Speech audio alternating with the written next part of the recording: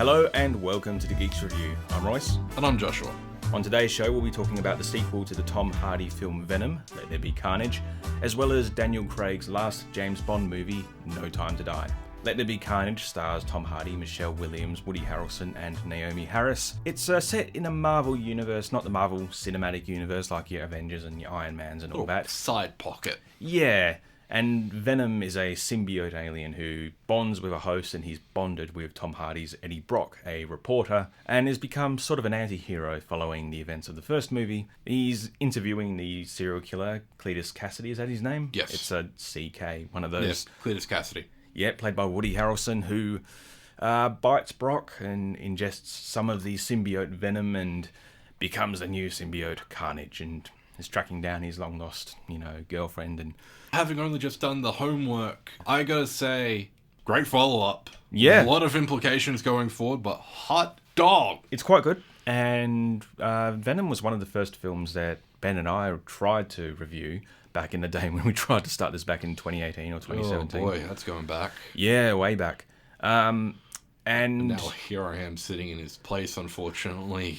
I've broken the tradition. Oh, well.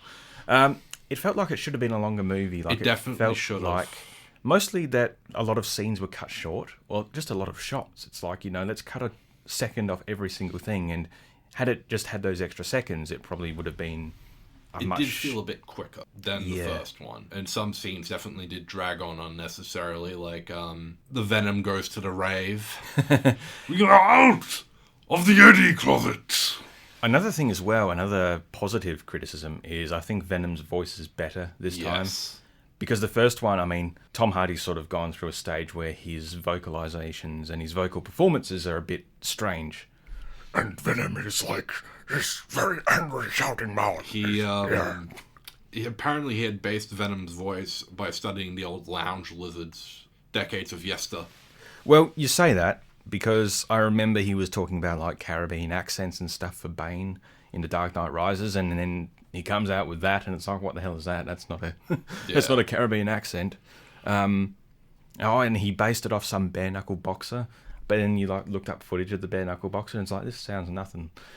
He makes some interesting choices. He does. But the voice here for Venom, which he also voices, is better. But in the first film, it was definitely just felt like it was too aggressive and too unintelligible to make sense of. Whereas here, it's a lot more balanced and clear. There's humour. There is. A lot of humour. This is actually directed by Andy Serkis. Good on him. Yeah, a mocap performer for best known I just for... hope he's not behind all the mocapping. Damn it, Andy. We love you, but... Yeah. Come on, man. You're more than just a suit. Yeah, I'm surprised he didn't do the egotistical thing and put himself in the film. Although, like I said, he's known for his mocap characters like Gollum and King Kong and Caesar the Ape in Planet of the Apes and all that. A sort of jaded Marvel fan now, let's put it there. I definitely enjoyed this because it's not the MCU. It doesn't feel like junk food. It feels like actually delectable. There's a style to it. Like, I remember some of the early scenes when they're running across rooftops in San Francisco, and there's sort of like this weird sort of silvery blue glow to everything, like the night light and all that. Yeah. And I remember that very much from the first film. So it's like it's a little thing, but it's just a little subtle colour difference that sets this apart from the comparatively quite muted MCU films you see. Not to mention, it's also one of the few Spidey films where we actually have genuine, well, I say Spidey film, quotation marks, that has a genuine mutant in it. The girlfriend. Recognised it was Naomi Harris as soon as she came on. She had that vocal quality going back to Tia Dalma in the Pirates movies. And it's funny, she shows up in the Bond films as well as Moneypenny, so... Yeah, bit of a Naomi Harris day. Yes. Yeah, what do you think of her here? I definitely could see her being... I'm going to go out on a limb and say this was Banshee, but that's a different... Shriek. Thank you. Yes. I definitely could see... Yeah, see, this is where my DC and Marvel knowledge gets confusing, because in DC, there's a villain just like Shriek who's named Banshee. Yeah. And here, yeah. But I definitely enjoyed her here. It's just, there were moments like, that's Tia Dalma. Yeah. Ooh. Also, Stephen Graham is in this. Tommy from Snatch. And Yes. Oh, God, he played Al Capone in He did. Boardwalk Empire, I think it was. here as the detective. I was glad to see him because I kind of saw him in the trailers and was thinking, oh, he's not going to be in this too much, but he is. And it seems he's almost a pivotal role and going forward, a future symbiote. Yeah, he's a character from the comics. Toxin. Sort of. Yeah, it's going to be interesting to see how they implement that going forwards. After what happened with the post-credit, no spoiler, the board is open. Yeah, talking very quickly about this mid-credits scene, we should say. Yes. So you only need to stick around for like a minute or two. You don't need to stay till the very end unless you really want to. It's interesting it's a very direct line I did not expect, very blatant. But it also sort of has me wondering, going back to Venom 2018, do we really need all this like multiverse stuff when you could just say they exist in like a pocket of the universe that we've not explored yet? I honestly think the merger is now upon us. And this is... Dimensional merge. Yeah, the dimensional merge, and not like that dimensional merge, but this is the MCU finally coming back together. Yeah. Hopefully with some less ramifications going forward if Sony's going to play nice, because now that we have the chance for mutants going forward, I would very much like to see Venom and Spider-Man within the MCU context, because there was a lot of interaction with the symbiotes and other characters, like Doctor Strange, Hulk as well, even. Well, yeah, I mean, talking about companies playing nice, I think it's down to Disney sort of lording over all. And I mean, not to say like Sony's poor and defenseless, but you know, not to get into those politics and all that Sony's stuff. definitely been playing aggressively. Well, to be fair, I mean, if they're not getting the money for their own characters, you know. But the performances here are great now that we're off that tangent. Yes. Tom Hardy delivers, especially during the breakup. And Woody Harrelson is just killing it. It must have been a bit of whiplash to go see the first film with that post-credits where he's got that crazy hair.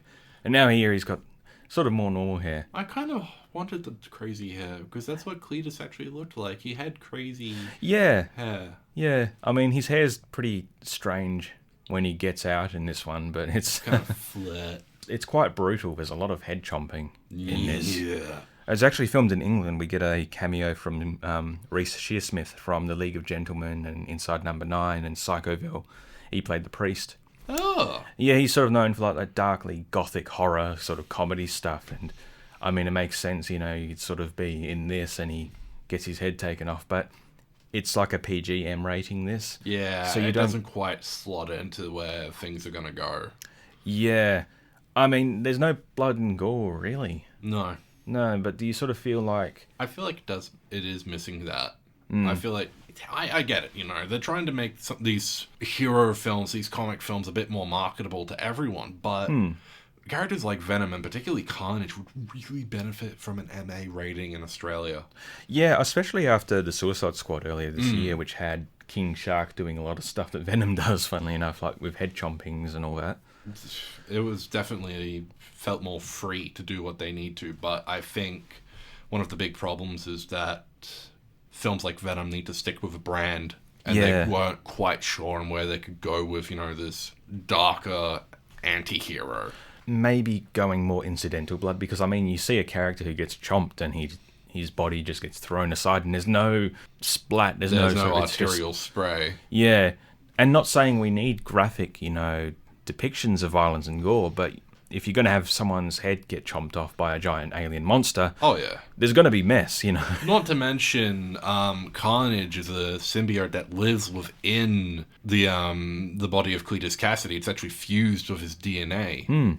Apparently that was a difference from the comics where Cletus and Carnage are more binded together, whereas in this they're kind of going with the idea that maybe they're not completely compatible, or they're at odds with one another. The ends justify the means, which is why they're together. So I do love the fact that they do keep in a lot of the power set with how Carnage can morph Cletus's body around, rather than it's just goop all over him. And not to mention the tendrils, if you look at them when they're twisting, have a helix pattern, just like a DNA helix.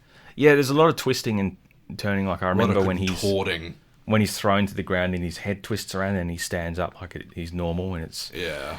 And I think it would have really benefited by just being a little longer in sort of the lead up. I think the end battle was nicely paced. Yeah. And you kind of realise, you get to the end and It's sort of a typical hero and villain, sort of a big CGI fight coming up. And mirrors of one another. Yeah. And I realised, there is the character conflict between the human components here and the symbiotes are sort of reflections or, expansions upon their personalities. They are a bit, but I don't know much about the Spidey stuff. I'm going to be the first one to admit that, but I definitely... But there is a fella that knows more about that than I do. I hope you're listening, man. I do feel like we could have benefited more from a personality of Carnage rather than, I'm going to kill my dad. Yeah, it sort of comes out at the end, doesn't it? Yeah. That's what, like I was saying, how it's sort of quite minimal between the symbiotes, but the humans, there's something there. Yeah. I just wish that had been a bit more set up.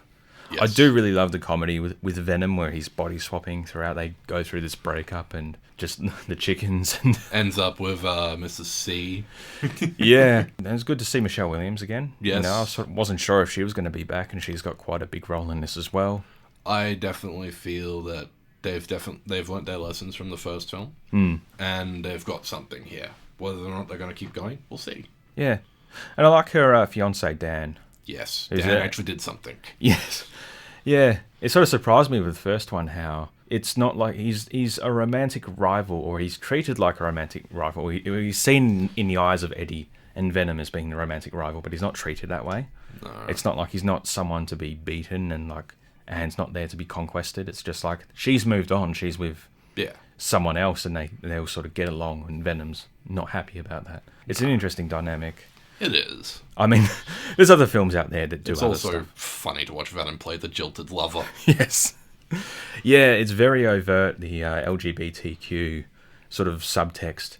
I mean, even Andy Serkis sort of came out, this is the film for the weirdos and the freaks and those who don't belong. And when Venom's at the rave, like I said, he's on stage and he's kind of declaring he's out of the closet. It's like, it's very overt. It's like, you can't look past that. No. But yeah, it's fun. It's finally out here in Australia. Yes, thank goodness. And the post-credit scene, which I didn't... We've sort of spoken about it. Yeah, but I went in not knowing what it was, and when that happened, I was like, oh, wow. I saw it, and I just... Oh, yes! Because this came out months ago in the US. Did. Yeah. But here we are, and avoided that spoiler. Damn you, COVID. But anyway, Venom is out in cinemas now. Yes, it is. And definitely I want to unleash the carnage on the seats while you watch it. Yeah, if you're interested in something a little different from your Iron Mans and your Shang-Chi's, go check it out, because it's a little different and it's quite brisk. It is. And, Only a 90-minute runtime, isn't it? Yeah, barely. That's if you include the credits. But yes, speaking of big spoilers and shaking things up, and perhaps sort of returning to the roots of a series, No Time to Die is the 25th James Bond movie. It's Daniel Craig's 5th and final. And, what did you think? I actually enjoyed this. Yeah. I've had my ups and downs with the Craig series and Daniel Craig as an actor when it comes to Bond. How he's bored with the character and such. I first saw him in Casino Royale, loved Casino Royale, kind of meh on Quantum of Solace. Skyfall, big ups. Spectre, again, kind of bleh. But this is one of the continuing films where, like with Quantum of Solace, the previous film continues into this one. Yes. And I was on the edge of my seat the entire time. Yeah, because, I mean, it really, if you've seen Spectre, it benefits so much from all the previous films sort of tying in, because, I mean, I think with some of the Brosnan ones... kind of amalgamates together with this one. With the Brosnans, it's more, right, reset, done, move on. Yeah, and it's not just the fact that, Spectre or returning villains are there. It's character dynamics and character relationships, and it feels like, personalities. Yeah, I mean, Moneypenny and Q and Felix Leiter, who are all back here, they all kind of have that relationship with Bond, and that leads to greater weight. It does. And I was going to say as well that going back through these Bond films, like, I've watched them over the years, and I've never been a big Bond fan. I think GoldenEye was like the first one I saw it. I mean, we did our review. Yes, we've talked about our favourite Bond films. Yeah, I just basically picked one, which, I was like, oh, what's easy to watch? I'll watch this one, and let's talk about that one. Quantum of Solace, because I'd heard it was so bad. I thought it was all right. You know, I didn't think it was like stellar, but I was kind of like looking at that and Skyfall, which you hear big things. I mean, if you get overhyped, you get let down. Yeah. And that's you get kind overwhelmed, you kind of, oh, hey, I walked away with something nice. Yeah, which is kind of why I like Venom so much, because I went in with low expectations. Yeah. But yeah, with Quantum of Solace and Skyfall, I mean, it must be sacrilegious to say, but after having one so poo-pooed, one so hyped, it's kind of like, oh, I guess, you know, Skyfall's better made and all that. And Yeah. it's not as clunky, but, you know, I'm not too impressed by these Bond films. And this one, I think, No Time to Die, did impress me because... They pulled out all the stops. All the build-up over these Craig films, like we said, has finally come to fruition. We got the French actress Léa Seydoux as Dr. Swan, who's returning from Spectre. We've obviously got Christoph Waltz as, you know, his returning character from that. You know, I guess it's kind of out there as to who he's playing, but we won't say just in case anyone's, you know, wanting to go forward and watch. Naomi Harris as Moneypenny, Ben Whishaw as Q, Paddington himself. Paddington's back as Q. Ralph Fiennes as M. Yeah. Ralph Fiennes, I think, has really stepped into his own as Q, because with Skyfall and Spectre... Yeah, sorry, M. Yeah, with M, I feel like for this bit of Spectre and Skyfall, he was kind of retreading the original M from the Moore, Dalton, and even Connery era. Yeah. But now he really feels like, you know, he's the M that's willing to do what is necessary. He's not the Cold War M. He's not the, you know, this is the new world M. This is the world as it is now, and not everything needs to be overt. I went into Spectre as well, sort of thinking, oh, I'm going to miss Judi Dench, you know. But she, not to say got surpassed or replaced, but, you know, he definitely did, Ralph Fiennes as M definitely stepped forward and sort of set himself apart. And I was concerned with Skyfall because, you know, we know Ralph Fiennes from so many villainous characters. You sort of think he's going to be the baddie. Yeah. But, you know, he's definitely M. Definitely feels like the pragmatic M, as compared to the no-nonsense Judi Dench and the eye-rolling of, I forget the actor's name from the first lot. Yeah. I mean, we sort of talked about Venom earlier, how it's sort of more keen to embrace the weirder side, the comic side. And this, after so many sort of very serious, very dour, you know, James Bond movies, where it's like roughness to it, gritty and real. Yeah. And this is just like, nope, you know, miniguns and the Aston Martin, you know, and gotta embrace Q Branch, man. Yeah, all these gadgets and all that. It's interesting, and I'm trying to separate the two because, like you said, with Spectre, so much of it ties into that, and having literally just watched it myself. Yes. Before, actually, going back to Venom quickly, it did feel very episodic, didn't it? It did. Sort of like, you know, there's no grand entrance for Eddie Brock and Venom. It's just like, you're watching the next episode in their adventures. Like, here they go. Yeah. And, I mean, this is definitely different from Spectre, but, you know, because the plot lines all tie in, you're sort of like, oh, that ties back to that, and they have so much resonance in this new one. Obviously, it's going to be controversial, this one. I can see where it can be, yeah. What do you think of Lashana Lynch as Nomi, the new 007? I loved her. Oh, yeah. And the problem, and because the trailers had spoiled that, you know, she was going to be the new 007 for this film, because Bond had retired after Spectre, much like on Her Majesty's Secret Service. Yeah. In the re-intro to Bond while he's in retirement on Cuba, I don't know why, but I was able to pick her out. I think it was Jamaica. Jamaica, yeah. Yes. Yeah, same, actually. I was able to pick her, I was like, that's MI6. Yeah. And then there's the Americans in the car, I'm like, well, she's good. Spycraft is really good with this one. And she definitely gives her own sort of, I would only say, Bondness to the Naomi character. Yeah, I mean, this is Lashana Lynch, who showed up in Captain Marvel. Yes. Playing Maria Rambeau. And also we've gone and got Ana de Armas as Paloma, who's a CIA agent. I loved Paloma. Yeah, and it's sort of... you could tell she was green, but not that green. It was like, is this a misdirection? You know, it seems like it partially is, you know, she's very able, and it's sort of sad because I guess we've come to the end of an era and we've gone and got all these characters, like, I'd like to see more of them. I would very much like to see Paloma as the new CIA liaison. It's kind of set up like it seems like, people have said like they're pushing the 007 brand more than the James Bond brand. Like with the idea, I mean, we've got that here. There's a new 007. Yeah. There's always been more 00s. It's about time we saw someone else step into the 00 status since, Bond has a habit of going off radar. Yeah. I think, there's that potential. I mean, we live in a world where there is expanded universes, but yeah, I wouldn't mind seeing more with these characters, with these side characters. Absolutely. And these, I walked away from the films going, whoa, they kicked more ass than he did. Yeah. Well, that's one reason why Daniel Craig's sort of been so keen to leave the role, is because he said, when the stunt actors are doing more work than he is, Yeah. how it's hard to feel like the hero. Oh, God, it's also strange because Ana de Armas, I mostly just know her from Knives Out. And, I mean, Daniel Craig was in that, and when they interact here, it's like, oh, yeah, you're so different, Very different. Yeah. And it almost feels like it definitely felt like he was definitely mentoring her slightly.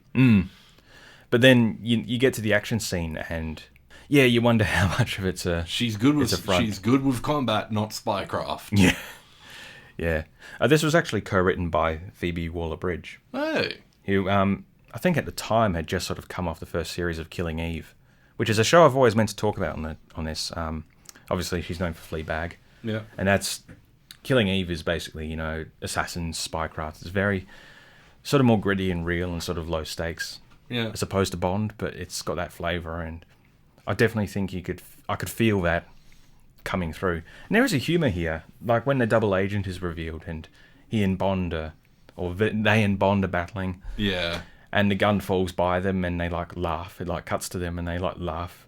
It's a bit, that's quite wacky. It's a bit of personality. There is personality to the villains, with the exception of maybe the number 2, Cyclops. Ah, yes, yeah. Next to Dave Bautista in the last one, who was... Blank face. Yes. You do, you die type of deal. Yeah, I recently watched Stuber as well, so it's interesting going from that to this. Or that, I should say. From I Stuber was to really hoping the original, the first double agent we saw was actually going to be the number 2. It's like, oh, he's fangirling over Bond. Oh no. Yes. Yeah. But speaking of villains, I want to talk about Rami Malek as the main bad guy. Safin is his surname. Yes, yeah. Thank you. He's interesting, hey? He is unnerving as a villain. He's just so calm. It's almost like Dr. No calm. Yeah, well, before talking about the opening scene where it's a flashback, it turns out. Yeah. People might have seen the shot of him like on the ice lake with like a cracked mask on his face. And that's actually a flashback, Yes. We won't discuss too much, spoiler-wise. But that's a no mask. It's like apparently it's a Japanese N-O-H, like no or no or something like that, which had people speculating he's Dr. No or something like that. Yeah, a little less... That opening scene, actually, when he's like shuffling around, thinking about it, I guess given his age and the context, it sort of makes sense. Maybe he's a bit green, he's not too sure. But I was also watching thinking, he's shuffling around. Is he injured, given his backstory? Yeah. Or can he just not see out of that mask? Because there don't seem to be any clear eye holes. No. It's just like stumbling around. But Not tripping over himself, but... Once the mask is gone and it's only used as like a referential thing, whoa, Yeah. He's up there. Yeah. I definitely would say he's up there. Yeah. As in Bond villain portrayals. He definitely stood out more than Mads Mikkelsen, who I guess Casino Royale. Yes, the chief. Which sort of suffers by him becoming a bigger star nowadays, more well known, and you go back to that and he's kind of quite minimal.